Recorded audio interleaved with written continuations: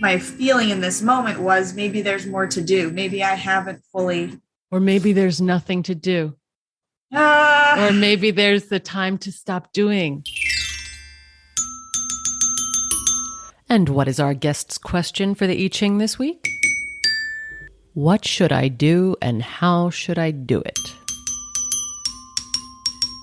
So now just feel the weight of the coins in your hands, feel the history of the coins in your hands, all the other hands that they've touched and all the other hands that your hands have touched, and just let all those energies coalesce into your question and the coins in your hands. Hold them gently through all that time and space. Right here, right now.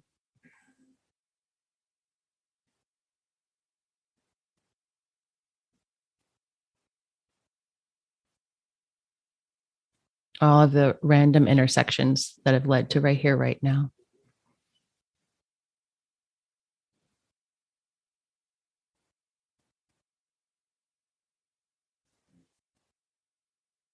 Just hold those coins and gently shake them, and we're going to throw them, all 3 coins, 6 times. And each time you're going to tell me how many heads and how many tails. So you have hexagram 12 delta into hexagram 25 budding. So let me just read you a bit of that. Let's see how it lands. What do I do and how should I do it? 12 delta. It's heaven over earth. The delta is the fertile space where the river meets the sea, a space of replenishing change. Nothing is forced in the delta, but twice a day the tidal river flows backwards, and this power changes the landscape. Delta is the mathematical symbol for change. The original Greek letter is a triangle. The river spreads out in a triangle as it meets the sea, like the mons pubis. Its mouth expands as its flow is reversed twice daily with the tides. Your womb also ebbs and flows. You contain this. You belong to this. The delta envelops much. It's the homing signal made material. The delta invites you to discern when replenishment seeps into stagnation. When is it time to get up? Can you feel when the delta releases you? Can you wait until it does? There's no need to pathologize this phase, naming it misfortune. Ending it prematurely would be the misfortune. It's just dark and large and heavy and wet. Through gravity, we find grace. Pressure over time makes a diamond. Be the chunk of carbon you are and feel the weight of the world transforming you. It might feel like you're being crushed. Give it time. Time is generous. There is plenty. The next moment is already here. Nothing here can be rushed. You can't claw your way out. The delta moves in its own way, in its own time. It shapes the land and follows the shape it has carved, like you do. It's time for you to be in this place, guided by the muck of the wetlands without judgment. Your body is shaped by the causes and conditions that you are co-creating. You learn how to flow around obstacles, like the river coming closer to the sea. Time is a great solvent, almost as good as water. Like the river, follow the path of least resistance and shift even mountains with ease. Slow is powerful. Slow is regnant. Flowing down from big self into little self and through the body, delta is where skin touches earth, sky, ocean, river all at once. You're learning what your body can hold and how to expand your capacity through knowing when to rest. Do you confuse replenishment and laziness? When you don't want to get out of bed, are you sure you're depressed? Can you meet laziness with self-compassion? How about craziness? Can you love it? Can you show it the respect it deserves? Can you go down deep inside it with reverence? There's no need to judge yourself. You're in the space of feminine replenishment. Welcome it. We demonize that which isn't productive. This is what our cultural conditioning brings. This is where psychological and spiritual fitness diverge.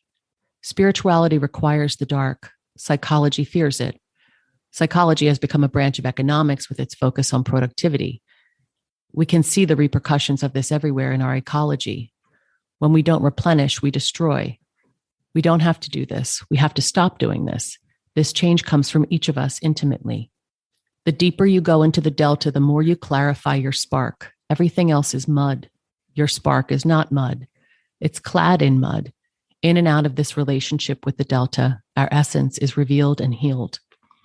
We come to understand that our bodies are made of this earth, not separate. We don't go to nature. We are her. The dark feminine is calling you home. Don't run away. Dive into the wet portal. Let the soft meet and metabolize the hard. No enlightenment without endarkenment. Feel the pulse of your spark in the dark. Be moved by that. How we tend our own body is how we tend the body of the world. So you have a transforming line at line 1, drawing another with you into the delta, an alliance that serves alchemy. Go deep into the dark together, replenish together, be slow and quiet. Notice how you're different and how you're the same, like a lichen, not just algae, not just fungi. The algae can't burrow and link, and the fungi can't feed on light. As a lichen, they can do it all and flourish.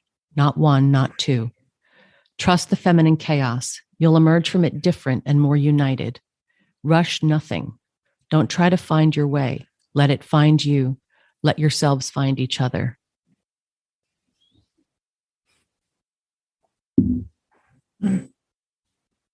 How's that landing?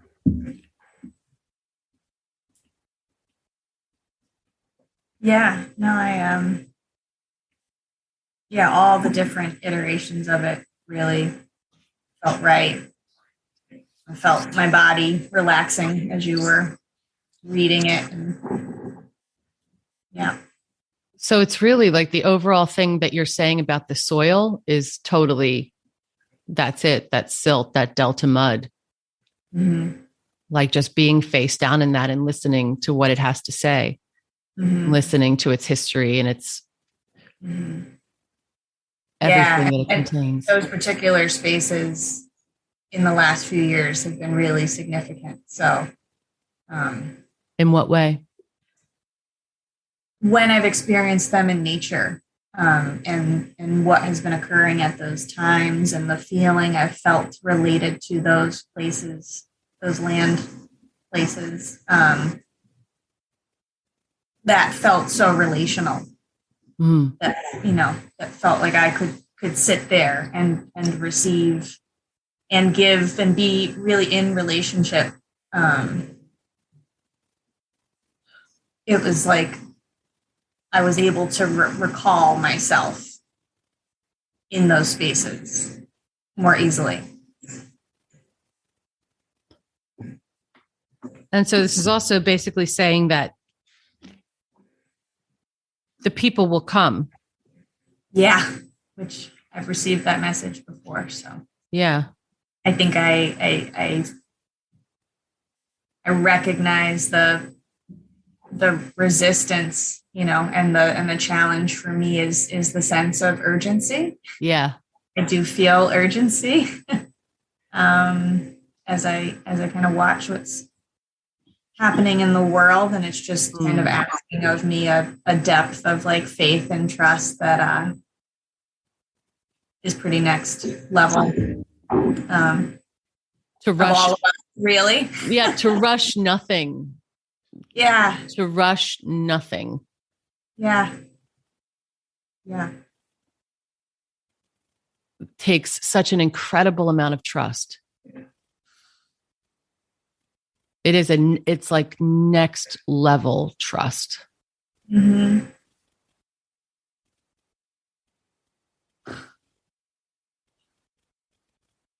To believe that time is generous. Yeah, and I'm noticing I start to feel a little tension in my neck, and it feels like there's definitely an energy and like a anger about like what is that I feel an invitation to reconcile with, to like let be. And that's definitely what this reading is like, delta and budding. It's like trusting yourself to be face down in the delta, in the cool delta mud, to allow yourself to be enveloped by the earth and to listen with that patience and trust that there is nothing to rush, despite the seeming urgency of the screaming world, right? It's like, and then that's saying like, okay, let it find you. Don't try to find your way. And then that's moving into budding. Like, don't try to find your way. So what do I do and how should I do it? Abide in not knowing. That's that. Which I just like, I hear this like cacophony of laughter, that's my own, that's like all these other, energies and guides and friends and allies that are just like, it's been the same thing the whole time. Exactly. Sorry. Exactly. Needed to hear it through another voice. Cool. Like, right. How many times do we need to hear it? Like it's already here. Yeah. Oh. And so the part that belongs with you will find you, and grabbing at stuff that doesn't belong with you doesn't actually speed up the process. It impedes it. Yeah. And it's like, and I'm like, but somebody's got to have a map. Like there's got to be like, can I just, even if it's just like terrain, it doesn't have to have pathways, but like something. And it's like, And can it be that the map reveals itself with the next step? Like, does the peony need a map to bloom into a peony? It's like, well, now's the time for shooting up. Now's the time for leafing out. Now's the time for budding. It's like, and so budding is actually your next hexagram. Mm-hmm. So that it is like this thing of the next thing happens in its own time.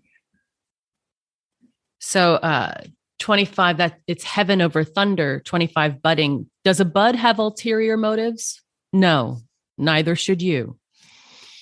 We flower in hexagram 22, prune wisely in 23, wake up in 24, and now, stronger and more deeply established in our essence, we emerge into a new cycle of growth, and not before it's time. Will it frost? Maybe, but it's time for budding nonetheless. Being fully alive is risky. A bud doesn't expect it to be otherwise. Even in dire circumstances, budding will occur at the time for budding. The plant becomes itself anew when budding, stepping out with tender confidence. What was hidden can be seen now. What looked dead is in fact alive. There is no certainty, but neither is there confusion. This is the budding side of winter, the nascent hum of spring, mud everywhere, blue light lengthening. All of these things summon the buds. What summons you? As confident and patient as it is innocent and new, the bud doesn't come till it's called. It looks a lot like it did last year and yet is not the same. The apple blossom will have the lacy smell of an apple blossom. Plants understand spiritual practice way better than we do. Budding and Buddha share a root. Renovated by winter, the plant pops with fresh hope. Vulnerable in its emergence, it can't help but show up anyway. Nobody had to force anything. Meet the moment with wonder just as you are. Manipulation has no place here.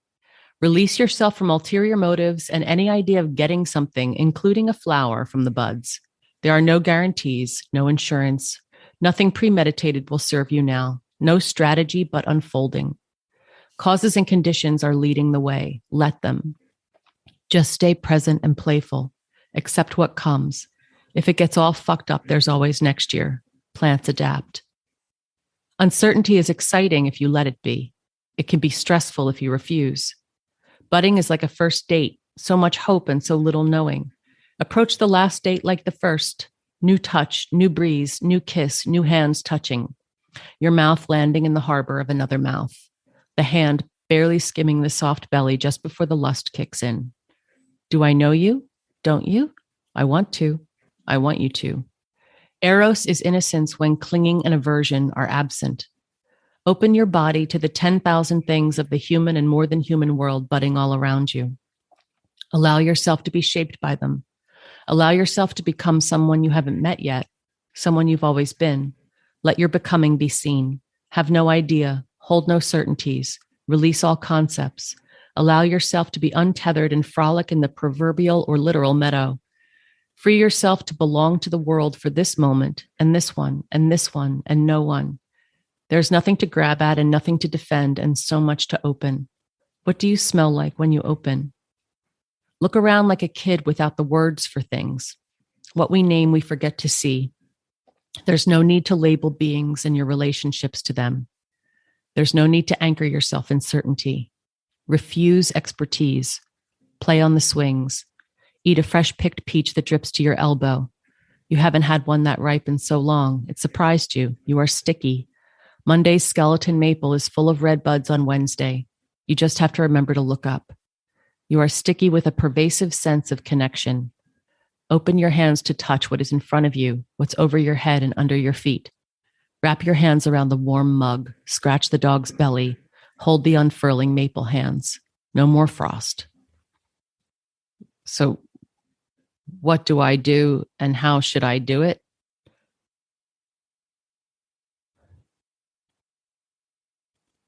Nothing. Like, this is such a Wu Wei reading, that concept of Wu Wei. Like, it's very much in that, just staying in that open, playful, curious space so that you don't miss a series of miracles.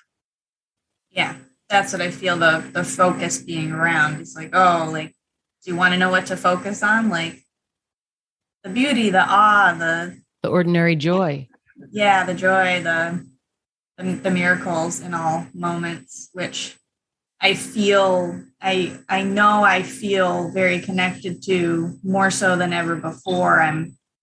I just turned 39 this year. And so I feel this like shifting into the path more so towards elderhood. And that has felt really present, particularly as I've befriended more people younger than me recently, which is an interesting shift. Yeah. And it's made me more quiet. It's made me more spacious and just observing and listening and relieved as a result, to not have to say anything or prove anything so I feel that invitation. And then when I go to work, I feel a few tendrils still in me around what work is and what work asks of me and who I need to be when I'm doing it. Say more about that. That's interesting. Yeah. I mean,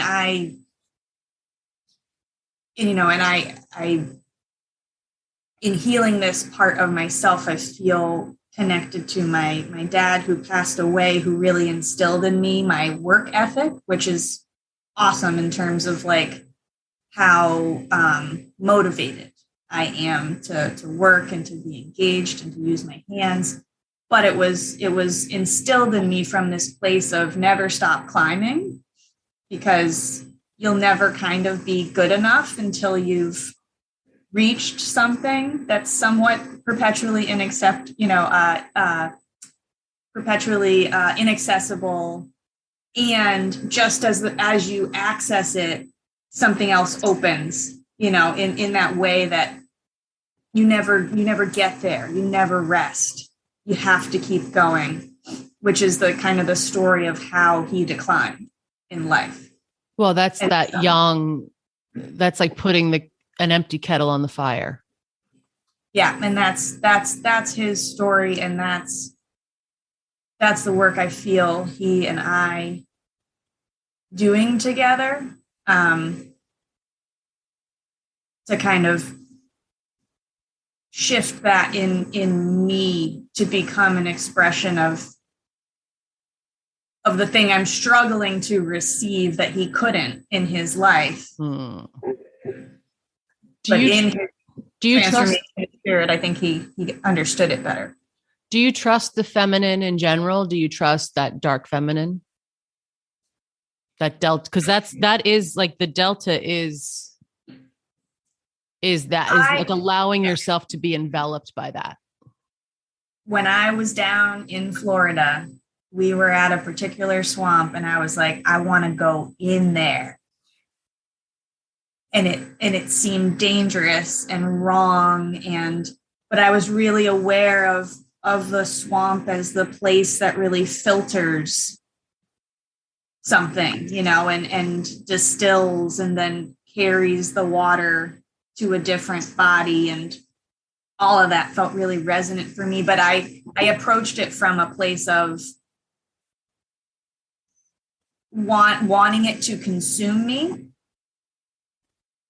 but not, I don't believe in the way that you're meaning. Like I wanted it to destroy me. I wanted to just disappear. That's not so far off from the meaning of delta. Like it is allowing that with the trust that you will emerge from that engulfment different. Yeah. And that you don't need to know who would emerge from the other side of that. And I think like what I'm hearing from you is that like there was a sort of like feeling that resonance in your body, but running it through your mind to keep a certain distance from that engulfment. And not trusting. I mean, I'm feeling now like, yeah, I didn't trust it. Mm-hmm. I think I've experienced a number of instances in which I was asked to be something kind of like according to another person. And I think I'm getting switched up in that, because it's a skill I've realized in myself to be like a shapeshifter. Mm-hmm. And also this is a different invitation to like not shapeshift for another person or in a way that like is detrimental to me, but actually allows that budding. Allow yourself to be extruded from the ecosystem. Yeah. As opposed to another person's manipulations or desire, what I mean? Yeah. I'm very sensitive to, am I being manipulated? Am I being fucked with? Which is hard because I feel that way in relation to, what I would call spirit. Sometimes the adventures they take me on, I'm just like, okay, are you messing with me? And they're like, yes and no. Like, right. Yeah. And so that's part of the like personal, like biz with a lowercase b is what I say. Biz, a driver's license, experiences that with humans. I then go into that larger experience of it and like, I know this. And they're like, do you though? Like, and that's the faith and trust that's like, I know I haven't quite completely just like that. And that's the delta. Yeah. That's the delta. That's like that's where like a self-pleasure practice comes in handy, like being able to really be in that murky, dark, unseen and feeling all of the energy in it. Like feeling that intersection of the mud and the spark. So that discernment of what's the spark and what's the mud becomes a really subtle yet precise felt sense, if that makes sense. Mm-hmm. Mm-hmm. And there is like a lot of this fear of the feminine is really like, it is about engulfment, and engulfment feels like it's going to be terrifying. And like we have all these archetypes of like Jonah and the whale and all these other like of yes, you will be spit out different. Yeah. Yeah. And it's interesting that I'm doing this reading with you where I am, because the new moon asked me to like let go of who I am, my sense of who I am, to the full moon, to allow myself to step into a new fullness. 2 weeks is a really fair ask for engulfment. Yeah. Moon's going easy on you. Yeah. And, like often when I have clients that are struggling with grief, like I encourage them to like set a timer of 2 hours for just total engulfment by grief. So I love that 2 weeks of just like allowing yourself to be engulfed, because it really is not that long before you're spit out. It's just that integration of who comes out the other side that actually can take some time. And that's really the scarier part of the process, because in the engulfment, it's like you don't have to do anything. Right. And that's what I keep feeling, which is interesting that I came to these questions of, what do I do and how do I do it? Because it holds, the truth of the matter, which is that I want an answer. Right. And you want a way to do it. Yeah.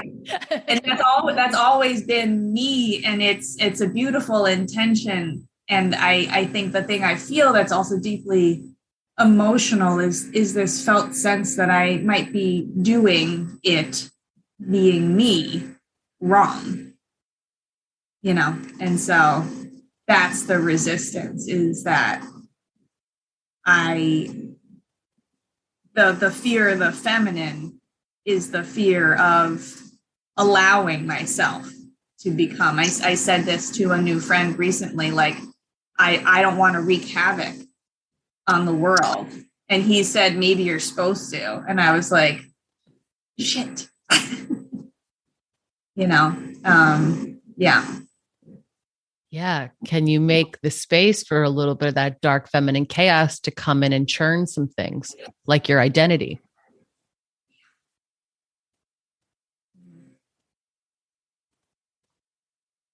Yeah. Mm-hmm. Because there is loss inherent in that. Mm-hmm.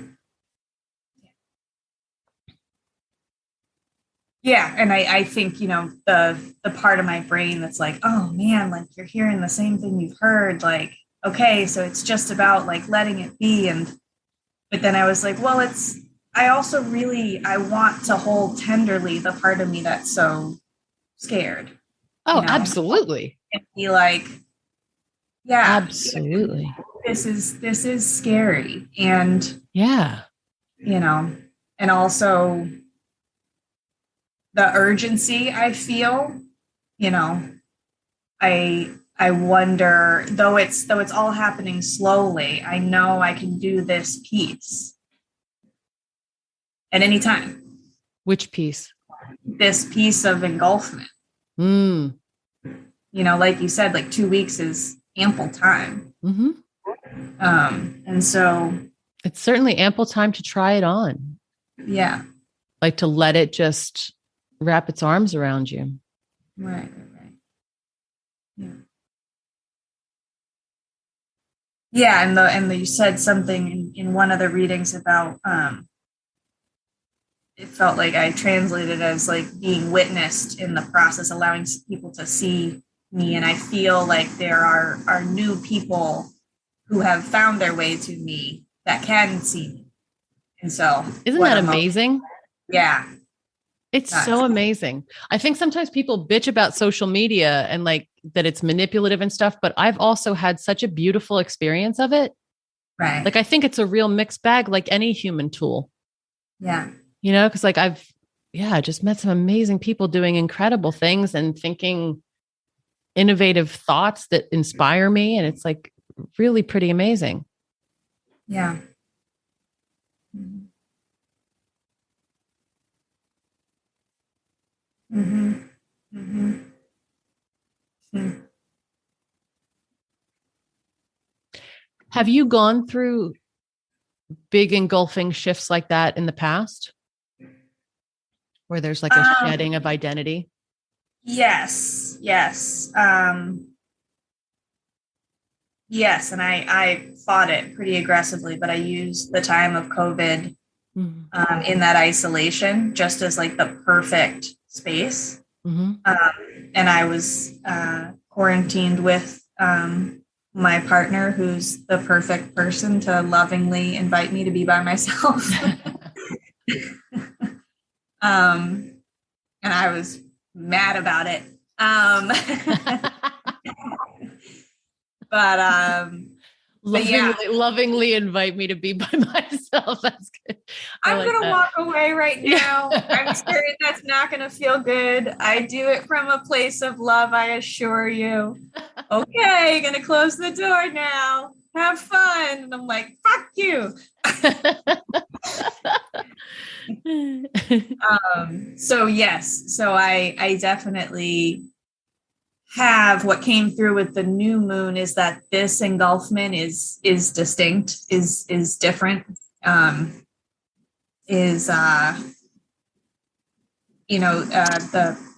initiatory. Initiatory is exactly the word. Yeah. Mm-hmm. Yeah, that's the sense. I haven't had many processes of initiation in my life, at least not ones that were really intentionally moved through or held. But yeah, it feels powerful. How are you being called to hold it?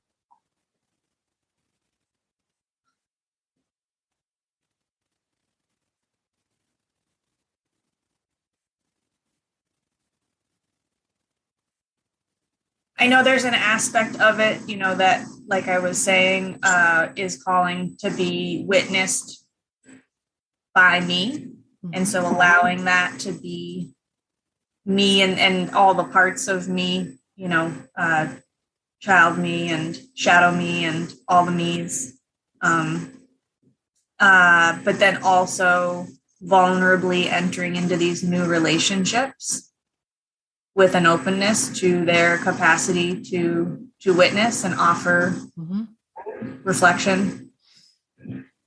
Do you have are you incorporating any ritual into this period? Oh, yes. Yeah. I was just in Hawaii, which was kind of one of the places where I think I moved through an initiation of like using dance as a narrative form. I was learning hula and about Hawaiian culture and language, and hadn't yet come to an understanding of how incredibly powerful land is. Mm-hmm. I was 20 years old and, knew that place was special. But when I returned to it and immediately felt the land receive me, I was like, okay. And then was guided throughout the island and through several rituals in relationship to the land. As a way, it felt like an initiation into this process, which was also a part of tying kind of a bow on a 20-year section of my life up until now. So there's something significant about stepping into 40. Yes, there is. Yeah. Yes. And so, there's like a lot of loose ends and a lot of completions, to make sure I take with me only what I need and what will serve me. So I felt that in Hawaii, and then every new moon, full moon, and solar holiday, I do some process of ritual. That's usually tied to my work and also this kind of collective calling and community work. Yeah. So how do you feel about this reading of doing less? Especially because I also come from like big work ethic people, and like really having to parse out for myself that difference between work ethic and slave mentality. Of like, at what point is this, is there diminishing returns? And is it part of like a self-reiterating picture of goodness, not that different from like people pleasing, that's a sort of squandering of the life force because it actually never makes that space for replenishment. Mm-hmm. And becomes like just another aspect of identity rather than a good use of energy. Mm-hmm. Mm-hmm. And it actually creates like sometimes more depletion. Yeah. Mm-hmm. Yeah, I feel that invitation, and I feel like I had said, the saying less, being quiet more, being still more. I feel like I've begun to engage in. I don't know how that will impact, the way that I've engaged in ritual. I also am a home keeper. And so I love doing the grocery shopping and doing the cooking and like cleaning and doing all those things. But I feel the tenuous nature of that exact energy and that like, edging on depleting at times. Is there any perfectionism in that stuff for you, or? Not so much perfectionism, but like, I do really feel a lot of joy in that. But also I feel something connected to like how good I feel if the kitchen's clean, like, and could a kind of curiosity around like, well, could the dishes not be done and I could still feel rest? good. Yeah. Or can I not rest until that's done? And part of that is just honoring your nature. Totally.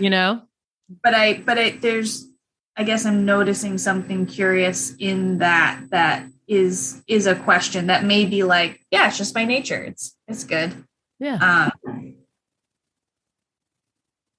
But there's a lot to examine there, because I also think I can kind of feel the energy kind of building up where like it's almost kind of panicked, Well, sometimes even in those cases, self-compassion goes a longer way than more excavation. Right. Yeah, and that's what I'm curious to apply moving forward. But I know there's an energy of, people pleasing, needing to prove that I'm good, feeling as though I've done it wrong, feeling as though I've received reflection that I've hurt people, and being really nervous about my presence. What do you mean?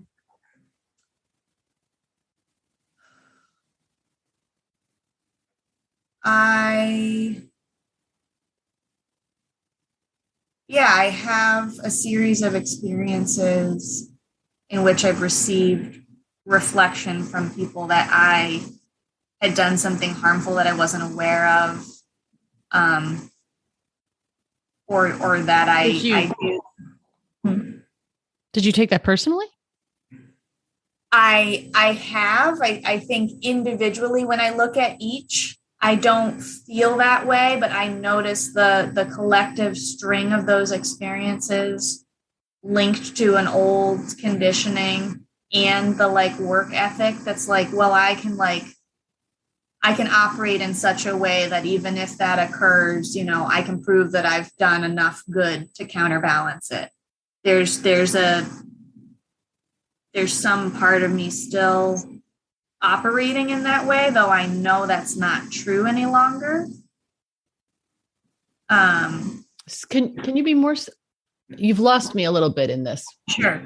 Can you be more more just a little closer to the bone with it? Sure. Like where's the tender piece around the causing harm and this arithmetic of effort, like balancing a harm equation with effort. Yeah, I guess in the engulfment piece, and there not being anything to do, and the level of like trust and faith.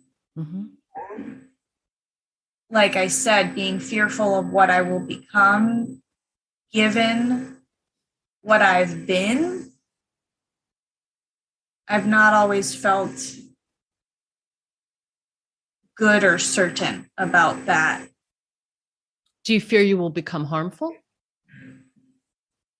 I think that's my greatest fear, is that I will be harmful. In what way? There's like something actively fighting this. Yeah, I could tell from the way you were kind of like talking around that. Dodgy. It's super dodgy. But I like suddenly was able to look it in the eyes and be like, what are you doing? Why won't you let me talk about this? And it's like, it's right around my heart. There's like literally a bit of bone. Yeah, I can feel it in your system. I can feel it in your system. Yeah. Yeah. There's like a shield. Yeah. Like a little walled off, like a little, yeah. Yeah. Like have you been hard? Okay. So you've taken in you've taken in this input that you've been harmful. Mm-hmm. Mm-hmm. Because you believed it, or because did you believe you were harmful? I think what I've witnessed is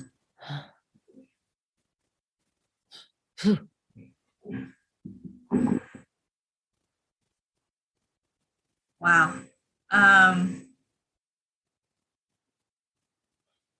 The way I can be with it is that I have seen people take parts of me, my actions or my words, and hurt themselves with it.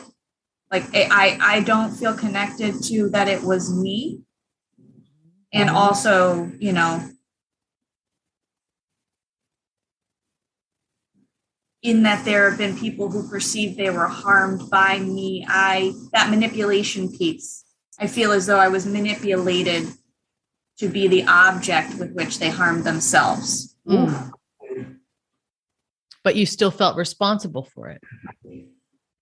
Yeah, because there was this like sense if I hadn't come into the room, you know, maybe they wouldn't have used me in that way. Well, that's not your business. I know. But that is the kind of thing that will keep you from engulfment. Because you will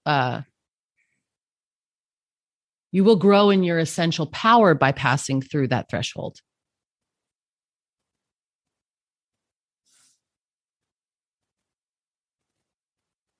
So you will most likely have more like cause of harm projected on you.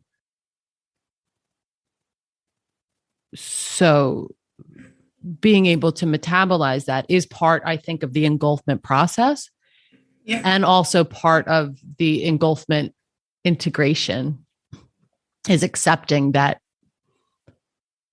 the power you get by crossing that Rubicon other people will sometimes feel victimized by it. Yeah. And I just don't want more. I think I'm resistant to having more power in that way. Mm-hmm. Because it's about loss on my end. I know there's an attachment to, yeah. Well, and you which have I've done a lot of digesting around. And I think a lot of what's coming through with this reading is like, and there's more to do, you know, no, that's the opposite of what's coming through with this reading. Oh, really? Say what you just said again. That I feel like I've done a lot of digesting of the things we're talking about, but my feeling in this moment was maybe there's more to do. Maybe I haven't fully. Or maybe there's nothing to do. Or maybe there's the time to stop doing. You have this lovely, young, go, go, go, make it rain, lovely energy about you. But that's only going to be part of your mature range. And this piece that you came in with about the soil, I think, is essential. And that intuition is absolutely spot on. Right.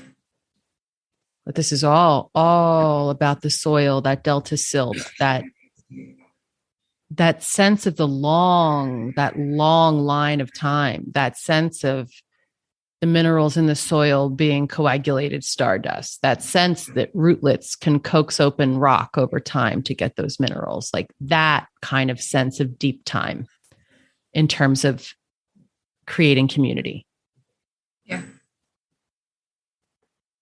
That there's nothing to rush, nothing to force, and sometimes something to do, but being pulled into something to do rather than pushing something to do. Right. Feeling yourself drawing and being drawn. Like opening to your own magnetism and your own radiance, and trusting that you can permeate without needing to penetrate. Oof.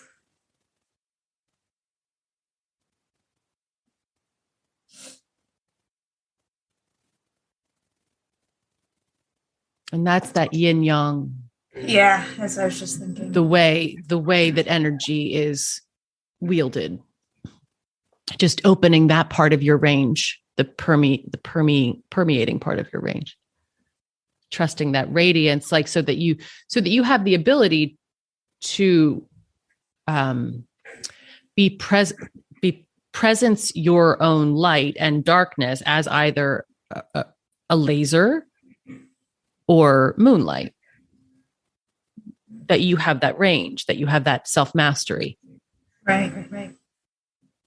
But, and that diffusion, that I think people discount what a skill that diffusion is. Everybody like values the let me sharpen it up, make it laser sharp, super focused. And yes, attention is valuable, and that all of that is very, very valuable. But so is the capacity to be utterly diffuse and permeate everywhere, like moonlight does. Moonlight shows up in the bucket, in the lake, in your own wet eyes. It's everywhere. By being that humble and unfocused, that open awareness of moonlight, that humility. I was asking about focus. Mm-hmm. Part of how I asked the question was about focus. What do I do and how should I do it? Be unfocused. And I guess I continue to be very deeply impacted by the people and the situations and the circumstances that like are telling me there's something I need to figure out, or there's some way I need to be doing what I'm doing in order for it to be worthwhile for me to be contributing for. We all collude with that devaluation of the feminine.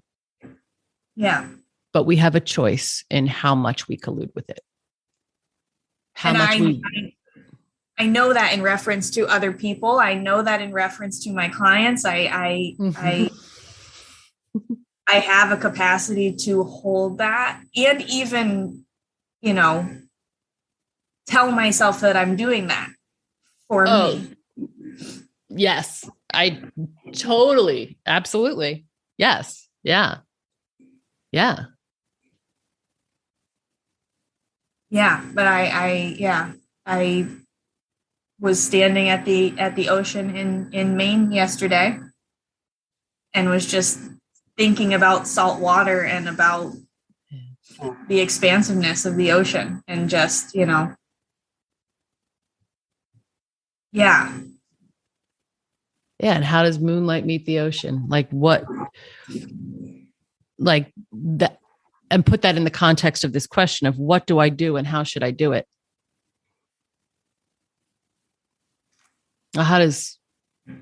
What should moonlight do and how should it do it? Yeah. Yeah. Oh, thank you. No problem. Thank you so much for spending this time with me. Yeah, thank you so much. I really appreciate it. Thank you so much for joining for the Fuck Suffering with me, Ray Hans podcast today. I hope you enjoyed yourself. If you would like a personal reading, like I do for people on the podcast, come to reihance.com, reihance.com, and go to the Oracle of Emergence page. If you'd like the book I use on this podcast, it's called Oracle of Emergence, an Evolutionary I Ching, and that's available on Amazon.